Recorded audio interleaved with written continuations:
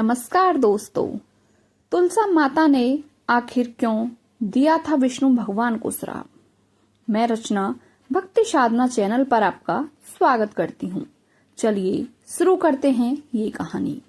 एक बार भगवान भोलेनाथ का तेज समुद्र में गिर गया था। उससे एक महातेजस्वी बालक ने जन्म लिया। यह बालक आगे चलकर जालंधर के नाम से पराक्रमी दैत्य राजा बना। इसकी राजधानी का नाम जालंधर नगरी था। जालंधर महाराक्षस था। उसने माता लक्ष्मी को पाने की कामना से युद्ध किया, परंतु समुद्र से ही उत्पन्न होने के कारण माता लक्ष्मी ने उसे अपने भाई के रूप में स्वीकार किया। वहां से पराजित होकर जालंधर माता पार्वती को पाने की लालसा से कैलाश पर्वत पर गया। भगवान भोलेनाथ का ही रूप धरकर माता पार्वती के समीप गया, परंतु माता ने अपने पतिव्रता बल से उसे तुरंत पहचान लिया तथा वहां से अंतर्ध्यान हो गई।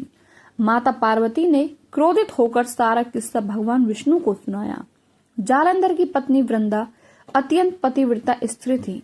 उसकी पतिव्रत धर्म की शक्ति से जालंधर ना तो मारा जाता था और ना ही पराजित होता था। इसलिए जालंधर को मारने के लिए वृंदा के पतिव्रत धर्म को भंग करना बहुत जरूरी था। इसी कारण भगवान विष्णु एक साधु का वेश धारण करके महल में जा पहुंचे, जहां वृंदा अकेली पूजा कर रही थी। साधु ने अपने माया जाल से 2 वानर प्रकट किए। एक वानर के हाथ में जालंधर का सिर था तथा दूसरे के हाथ में धड़। वृंदा अपने पति की यह दशा देखकर मूर्छित होकर गिर पड़ी। होश में आने पर उन्होंने साधु से विनती की कि वह उसके पति को जीवित करें।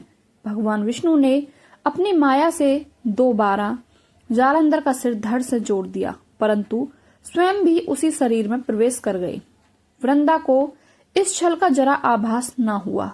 जालंधर बने भगवान के साथ वृंदा पतिव्रता का व्यवहार करने लगी, जिससे उसका सतीत्व भंग हो गया। ऐसा होते ही वृंदा का पति जालंधर युद्ध में हार गया। विष्णु भगवान के छल का जब वृंदा को पता चला तो उसने क्रोधित होकर भगवान विष्णु को पत्थर का होने का श्राप दे दिया तथा स्वयं सती हो गई। जहां वृंदा भस्म हुई वहां तुलसी का पौधा उगा। भगवान विष्णु ने वृंदा से कहा, हे वृंदा, तुम अपने सतीत्व के कारण मुझे लक्ष्मी से भी अधिक प्रिय हो गई हो। अब तुम तुलसी के रूप में सदा मेरे साथ रहोगी। जो मनुष्य मेरे शालिग्राम रूप के साथ तुलसी का विवाह करेगा उसे इस लोक और परलोक में यश प्राप्त होगा। जिस घर में तुलसी होती है वहां यम के दूत भी असमय नहीं जा सकते।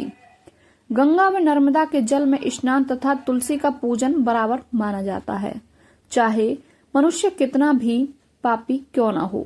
मृत्यु के समय जिसके प्राण मंजरी रहित तुलसी और गंगा जल मुख में रखकर निकल जाते हैं, वह पापों से मुक्त होकर वैकुंठ धाम को प्राप्त होता है। जो मनुष्य तुलसी व आंवले की छाया में अपने पितरों का श्राद्ध करते हैं, उसके पितृ मोक्ष को प्राप्त हो जाते हैं। आपको ये कहानी कैसी लगी हमें कमेंट करके अवश्य बताएं, और यदि आप हमारे चैनल पर नए हैं तो चैनल को सब्सक्राइब करके बेल आइकन अवश्य प्रेस करें। मिलते हैं आपसे अगली कहानी में। आपका बहुत बहुत धन्यवाद।